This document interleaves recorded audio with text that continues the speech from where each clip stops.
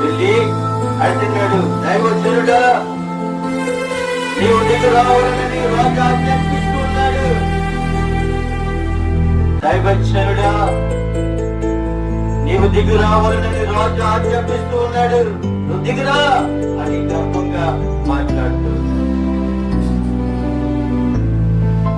ఎప్పుడైతే ప్రవక్త అయిన ఏలియా యొద్దకు వెళ్ళి రాజు నిన్ను రమ్మని ఆజ్ఞాపిస్తూ ఉన్నాడు, నువ్వు రా అని గర్వంతో మాట్లాడినట్టు అన్నట్టుగా అక్కడ వాళ్ళు కనబడుతుంది. అయ్యా నువ్వు ఒక ప్రవక్త నాకు తెలుసు, ఉదాహరణగా మనం అనుకుంటాం, నువ్వు ప్రవక్త అని మాకు తెలుసు, నువ్వు చెప్పు, నువ్వు చెప్పిన కంటూ రాజు మంత్రులను పడి ఏడుస్తున్నాడు అని చెప్పాలి.